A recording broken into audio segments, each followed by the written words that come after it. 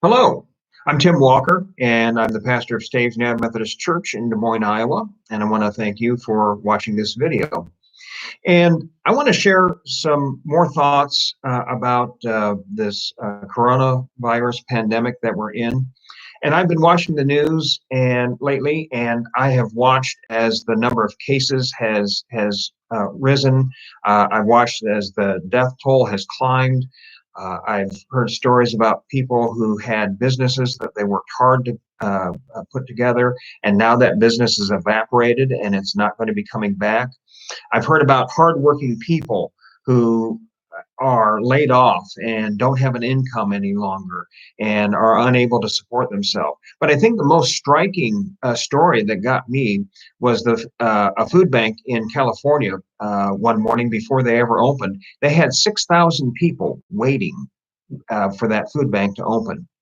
And I've also heard stories about young people dying, older people are dying, and that their families are not able to be with them while they're dying. And you might be asking yourself the question, well, where is God in all of this mess? I mean, these things that are happening are not fair. Why isn't God acting? Well, in order to answer that question, we first have to have an understanding of the nature of God. And the first thing that you need to understand about the nature of God is that God is not fair. Instead, God has chosen to be merciful. And you might say, now, wait a minute, Pastor Tim.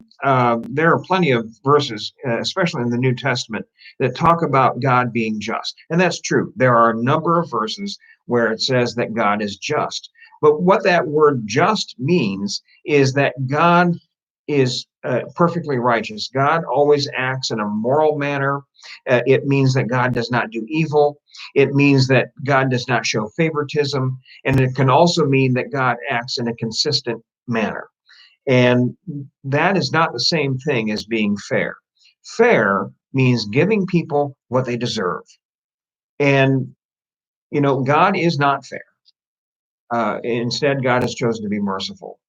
And the easiest example to point to of God being unfair and instead being merciful is with Jesus. Was it fair that God sent his son, Jesus Christ, to die on a cross in our place for our sin, yet he had no sin? Was that fair? No, it wasn't. But it was merciful. And, if God were perfectly fair and gave me everything I deserve, I would be in a world of hurt. I would be the most miserable, wretched person you can imagine. So, given that God is not fair, instead, God is merciful, that means that we're going to get things that we don't deserve. And sometimes those things are going to be good, and sometimes those things are going to be bad. And right now, a lot of people are getting things, bad things, that they don't deserve. And that's where God's mercy comes in. If you're one of those people, or if you know one of those people, don't waste time asking or expecting God to be fair. That is not in his nature. Instead, ask God to be merciful. If you want to see God act, and if you want to see this situation turn around, then start praying for God's mercy to be poured into this situation. And when you pray for God to be merciful, don't try to tell God how to be merciful. Don't try to tell God how to do his job. He knows more about mercy than we can ever know. And he knows how to be perfectly merciful in all situations. And when you pray and ask for God to be merciful, I want to tell you, you can expect to see that mercy come swiftly and graciously. And sometimes you'll see that mercy come miraculously. And so understanding the true nature of God, that God is not fair, that God is merciful, that can be a great comfort to us in this time. However, the good news is that God's mercy is available to us, even if we're in a bad situation that is our fault. I mean, we make a bad choice or a series of bad choices, and we land in trouble, and we have bad things happening to us. I mean, I have been in that spot more times than I care to admit. And once again, we can go to God and we can ask God to be merciful. And even when we are in a bad place that is of our doing, and we ask God to be merciful, even then we will see that mercy come swiftly and graciously and sometimes miraculously. Now, that leads me to some things that I want to say to the church. First thing that I want to tell you about is that I'm going to be starting a new sermon series entitled Asking the Tough Questions. Tough questions like, why do the innocent suffer? Why do the evil people seem to succeed? Why do some prayers go unanswered? And I've just started the research process for that sermon series, so it's not going to be coming this Sunday, but I anticipate that it's going to begin on April 26th of 2020. That's when the series will hopefully begin. And you can listen to those sermons at the church website. The sermons are only available at our church website, staveschurch.com.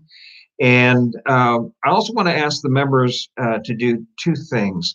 First of all, I want to ask you to start praying for God's mercy to be poured out into our world. Maybe you know a person who is in a troubled situation as a result of this pandemic, or maybe you don't, or maybe as you watch a news story about some person that is suffering because of this pandemic, start praying for God's mercy to come into our world. Staves is a loving church, we're a generous church, but we're also a praying church, and prayer is our strength, and prayer right now is our responsibility in this time of a pandemic. We need to take prayer seriously. We need to start praying and asking for God's mercy to be poured out into our world. And,